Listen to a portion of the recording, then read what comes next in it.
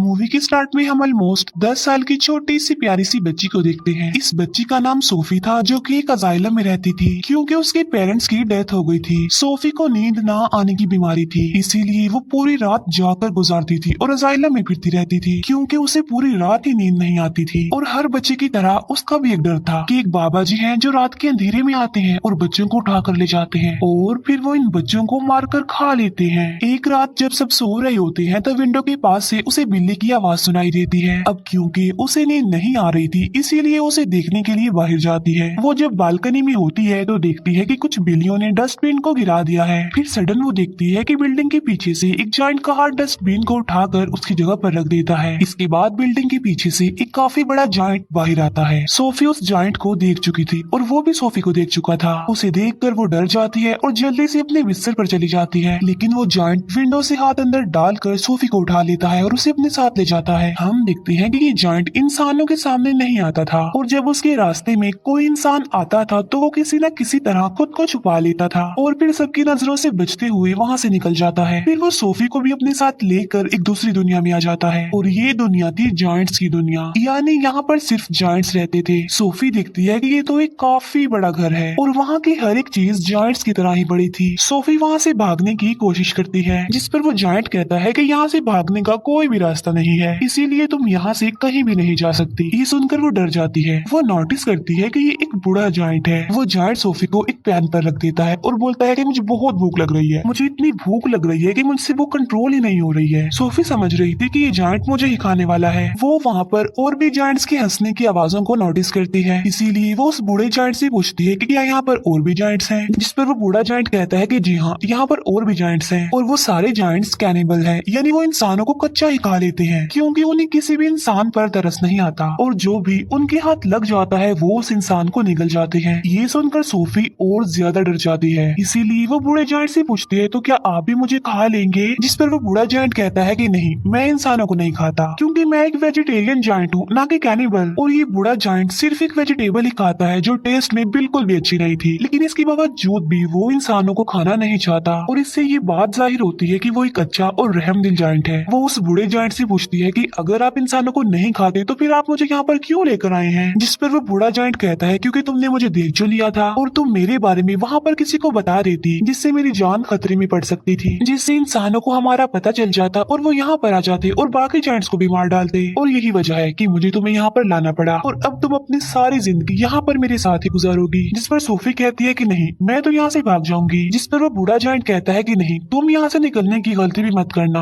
वरना बाहर बैठे जायंट्स को तुम पर तरस नहीं आएगा। ये कहकर वो बूढ़ा जायंट सोफी को एक बोर्ड पर रख देता है और उसे कहता है कि तुम थोड़ी देर रेस्ट कर लो, लेकिन सोफी को तो नींद ही नहीं आती थी। फिर वो दिखती है कि वो जायंट अपने बैग से बड़ी बड़ी बॉटल्स निकाल रहा है। उन बॉटल्स में कुछ चीज थी जो चमक रही थी। फिर वो उस जायंट से पूछती है कि इन बॉटल्स में क्या है, जिस पर वो जायंट कहता है कि इसमें ड्रीम्स हैं, यानी ख्वाब। जिस पर वो कहती है अच्छा, फिर तो ये मेरे किसी काम के नहीं है क्योंकि मुझे तो ड्रीम्स आते ही नहीं है और मुझे ड्रीम्स आएंगे भी कैसे क्योंकि मुझे तो नींद ही नहीं आती। फिर ये जायंट वो वाली बुक पढ़ने लगता है जो सोफी के पास थी। इस बुक में बहुत सारी कहानियां लिखी हुई थी। बूढ़ा जायंट उन कहानियों को पढ़ने लगता है जिस पर सोफी को नींद आ जाती है। इसके बाद वो बूढ़ा जायंट एक बॉटल लेता है और उसमें से एक ड्रीम बाहर निकालता है। इतनी ही देर में सोफी की आंख खुल जाती है और वो देखती है कि वो बूढ़ा जायंट अभी सो रहा है, इसीलिए वो मौके का फायदा उठाकर उस घर से बाहर निकल जाती है और वहाँ से भागने की कोशिश करती है, लेकिन तभी उसे एक काफी बड़ा जायंट पकड़ लेता है और ये सच में उस बूढ़े जायंट की निस्बत काफी बड़ा जायंट था। सोफी उस जायंट को कहती है कि प्लीज मुझे यहाँ से जाने दो, लेकिन वो जायंट सोफी की एक नहीं सुनता और वो उसे निगल जाता है। इसके फौरन बाद सोफी की आंख खुल जाती है। इसका मतलब ये था कि सोफी एक ड्रीम देख रही थी। जागने के बाद वो उस बूढ़े जायंट से पूछती है कि मुझे पता है ये आपने किया है ना, क्योंकि ना तो मुझे नींद आती है और ना ही मुझे ड्रीम्स आते हैं, लेकिन आपने ये जो मुझे ड्रीम दिखाया है ये तो बहुत डरावना था। जिस पर वो जायंट कहता है कि मुझे ऐसा करना पड़ा और मैंने ऐसा इसीलिए किया है ताकि मैं तुम्हें ये बता सकूं कि बाहर तुम्हारे लिए कितना खतरा है, इसी वजह से तुम्हारे लिए बेटर होगा कि तुम यहीं पर ही रहो। बूढ़ा जायंट सोफी को समझाता है कि यहाँ पर जो जायंट्स है ना वो मुझसे साइज में काफी बड़े हैं और मैं तो उन जायंट्स के सामने कुछ भी नहीं हूँ क्योंकि मैं छोटा सा जायंट हूँ और बूढ़ा भी हूँ। अभी वो लोग बातें कर ही रही थी कि तभी वहाँ पर एक काफी बड़ा जायंट अंदर आ जाता है और वाकई ही ये उस बूढ़े जायंट की निस्बत काफी काफी बड़ा था। वो जायंट आते ही बूढ़े जायंट से पूछता है कि बताओ तुम किससे बात कर रहे थे बोने। अब यहाँ पर सारे जायंट्स बूढ़े जायंट को बोना कहते थे क्योंकि वो साइज में सबसे ही छोटा था। बूढ़ा जायंट जवाब देता है कि नहीं तो मैं तो किसी से बात नहीं कर रहा था। इसी दौरान सोफी भी कहीं पर छुप जाती है। इस बड़े जायंट के हाथ पर चोट लगी थी, इसीलिए वो पट्टी करवाने के लिए बूढ़े जायंट के पास आया था। अब क्योंकि वो जायंट कैनिबल था, इसी वजह से उसे उस घर में से इंसान की खुशबू आती है, इसीलिए वो वहाँ पर पड़ी हर एक चीज को देखने लगता है। तभी सोफी उस सब्जी के अंदर चली जाती है जो वो बूढ़ा जायंट खाता था, और जब वो जायंट उस सब्जी को स्मेल करता है तो उसे उसमें से इंसान की खुशबू आती है। आज से पहले इस जायंट ने कभी भी ये सब्जी नहीं खाई थी, लेकिन आज उसे इस वेजिटेबल में से अच्छी खुशबू आ रही थी, इंसान की खुशबू आ रही थी, क्योंकि उसमें सोफी जो थी, इसीलिए वो जायंट उसे खाने लगता है। ये देखकर वो बूढ़ा जायंट कहता है कि रुको, तुम ये नहीं खा सकते, क्या तुम भूल गए हो कि तुम वेजिटेबल्स नहीं खाते। जिस पर वो जायंट कहता है कि हाँ, मैं ये बात कैसे भूल गया कि मैं तो सब्जियां खाता ही नहीं हूँ। इसीलिए वो सब्जी को फेंक देता है और सोफी की जान बच जाती है। इसके बाद वो जायंट वहाँ से चला जाता है। फिर उस बूढ़े जायंट को कहीं पर जाना था और सोफी उससे पूछती है कि आप कहाँ पर जा रहे हैं। जिस पर वो बूढ़ा जायंट कहता है कि मैं किसी जरूरी काम से जा रहा हूँ। वो पूछती है कि कौन सा जरूरी काम, लेकिन वो उसे कुछ भी नहीं बताता। फिर वो सोफी के काफी फोर्स करने पर उसे बता ही देता है कि मैं ड्रीम्स को पकड़ने जा रहा हूँ। फिर सोफी उसे काफी कहती है कि मुझे भी अपने साथ लेकर जाइए, लेकिन वो उसे अपने साथ नहीं ले जाना चाहता था, क्योंकि बाहर जो जायंट सो रहे थे, अगर वो जा गए, उन्होंने सोफी को देख लिया तो बहुत बुरा होगा। इसी वजह से वो किसी भी किस्म का रिस्क नहीं लेना चाहता था, लेकिन सोफी उसे काफी इंसिस्ट करती है, इसीलिए वो उसे अपने साथ ले जाने के लिए एग्री हो जाता है। जब वो बाहर आते हैं तो देखते हैं कि वो सारे जायंट्स गहरी नींद सो रहे हैं, इसीलिए ये दोनों उनके बीच से ही गुजरना चाहते थे, लेकिन इतनी ही देर में उन सारे जायंट्स की आंख खुल जाती है और वो बूढ़े जायंट को परेशान करने लग जाते हैं कि बोले तुम कहाँ पर जा रहे हो। जिस पर वो कहता है कि मैं तो अपने काम पर जा रहा हूँ। जिस पर वो जायंट्स कहते हैं कि हम नहीं चाहते कि तुम यहाँ से निकल कर बाहर जाओ, इंसानों की दुनिया में जाओ, क्योंकि अगर इंसानों को हमारे बारे में पता चल गया तो हमारी जान खतरे में पड़ जाएगी। वो सारे जायंट्स बूढ़े जायंट को बहुत ज्यादा तंग करते हैं और तभी मौके का फायदा उठाकर सोफी एक गाड़ी में छुप जाती है। लेकिन तभी बूढ़ा जायंट आसमान की तरफ इशारा करके कहता है कि वो देखो। सब देखते हैं कि आसमान पर बादल बने हैं और बारिश होने वाली है। असल में उन सारे जायंट्स को पानी से डर लगता था क्योंकि उन्हें वाटर फोबिया था, और तभी वहाँ पर बारिश होने लगती है और वो सारे जायंट्स जाकर छुप जाते हैं। तो मौके का फायदा उठाकर वो दोनों यानी बूढ़ा जायंट और सोफी वहाँ से चले जाते हैं। वो लोग माउंटेन्स पर चढ़ने लगते हैं। चलते चलते वो बादलों से भी काफी आगे निकल जाते हैं। सोफी कहती है कि यहाँ से तो देखने में ये स्टार्स बहुत ही प्यारे लग रहे हैं। बूढ़ा जायंट कहता है कि मैं तो इनका म्यूजिक भी सुन सकता हूँ। वो बताता है कि मैं इवन दुनिया की हर चीज की आवाज ही सुन सकता हूँ। मैं चींटियों की आवाज सुन सकता हूँ, कीड़े मकोड़ों की आवाज सुन सकता हूँ, इवन मैं ट्रीज की कहानियां भी सुन सकता हूँ। मेरे कान इतने तेज हैं कि दुनिया की हर आवाज को ही सुन सकते हैं। ये सुनकर सोफी कहती है कि मुझे तो यकीन नहीं आ रहा आपकी बातों पर। बूढ़ा जायंट कहता है कि यही सच है बेटा, तुम्हें मानना होगा। इसके बाद वो लोग एक लेक के पास पहुंच जाते हैं, जिसके पास एक काफी बड़ा और खूबसूरत ट्री था। बूढ़ा जायंट पानी में कूद जाता है और उनके साथ सोफी भी कूद जाती है। दोनों फिर लेक के दूसरे किनारे पर पहुंच जाते हैं और ये होती है ड्रीम्स की दुनिया, क्योंकि ड्रीम्स उस ट्री से यहाँ पर कतरों की तरह गिरते हैं और बूढ़ा जायंट इन्हें पकड़ने के लिए ही यहाँ पर आता है। फिर वो दोनों मिलकर बहुत सारे ड्रीम्स पकड़ लेते हैं। इन ख्वाबों में अच्छे और बुरे दोनों ड्रीम्स ही थे। इन ड्रीम्स को पकड़कर फिर ये लोग वापस जाने लगते हैं। ये दोनों अब एक दूसरे के काफी अच्छे फ्रेंड बन गए थे और एक दूसरे के साथ काफी खुश थे। बूढ़ा जायंट उसे अपनी दुख भरी कहानी भी सुनाता है कि यहाँ पर सारे जायंट्स मुझे बोना कहते हैं, लेकिन फिर वो एक बात सोचकर खुश हो जाता है कि मुझे यहाँ पर कोई ऐसा भी मिला था जो मुझे बिग फ्रेंडली जायंट कहता था।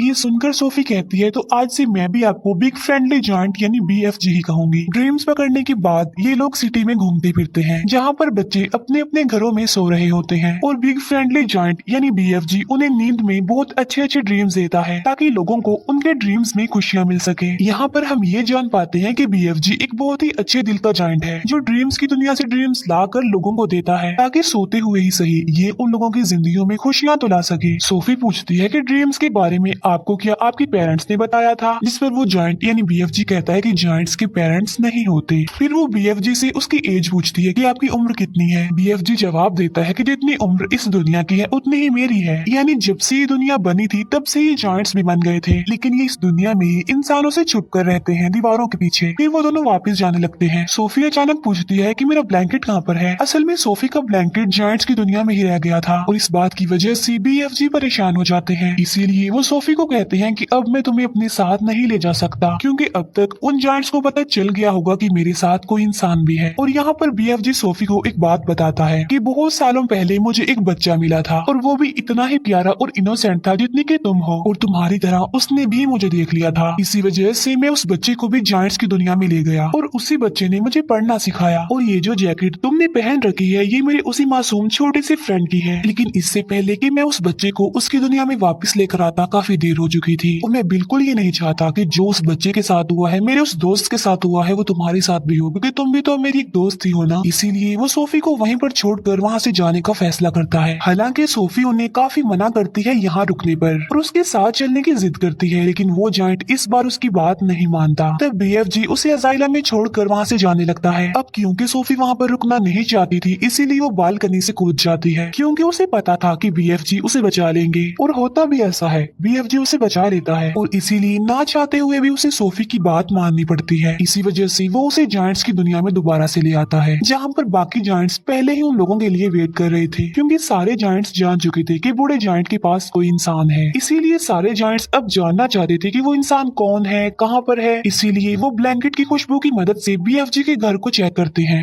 और सारे सामान की तोड़ फोड़ कर देते हैं। लेकिन BFG उस ब्लैंकेट को जला देता है जिसमें सोफी की खुशबू थी। फिर वो उन सारे जायंट्स को अपने घर से जाने के लिए बोलता है। सोफी वहाँ दीवार पर लगी एक पिक्चर को देखती है जो कि प्रिंसेस की पिक्चर थी। उस पिक्चर को देखकर सोफी को एक आइडिया आता है और वो BFG को कहती है कि आप प्रिंसेस के लिए एक ड्रीम बनाएं और उस ड्रीम में आप ये बताना कि जायंट्स की एक दुनिया पाई जाती है इसी दुनिया में और वो सारे जायंट्स इतने खतरनाक हैं कि बच्चों को मारकर खा लेते हैं। और इसी ड्रीम में आप हम दोनों को भी शामिल कर लेना ताकि जब हम प्रिंसेस के सामने जाएं तो वो हमें पहचान ले। ये सुनकर BFG ऐसा ही करता है और वो जायंट्स की दुनिया में रहने वाले सारे जायंट्स का एक ड्रीम बनाता है और वो उस ड्रीम में खुद को और सोफी को भी डाल देता है और साथ साथ वो सिटी की बहुत सारे मिसिंग बच्चों को भी डाल देता है। फिर वो उस ड्रीम को लेकर प्रिंसेस के घर के पास चले जाते हैं और ये प्रिंसेस की नींद में वो ड्रीम डाल देते हैं और प्रिंसेस वो सब कुछ देख लेती है जो ये प्रिंसेस को दिखाना चाहते थे। प्रिंसेस की जब आंख खुलती है तो वो बहुत ज्यादा डरी हुई होती है, क्योंकि ये एक डरावना ड्रीम था, क्योंकि जायंट्स बच्चों को खा रहे थे। प्रिंसेस इस ड्रीम के बारे में अपने केयर टेकर को भी बताती है, जिस पर वो केयर टेकर कहती है कि आप फिक्र मत कीजिए, ये आपका सिर्फ एक डरावना ड्रीम था। लेकिन जब वो न्यूज़पेपर पढ़ती है तो कहती है कि ये तो बहुत अजीब बात हो गई, क्योंकि कल रात बहुत सारे बच्चे मिसिंग हो गए थे अपने अपने घरों से और ये सीन वैसा ही हुआ है जैसा आपने ड्रीम देखा है।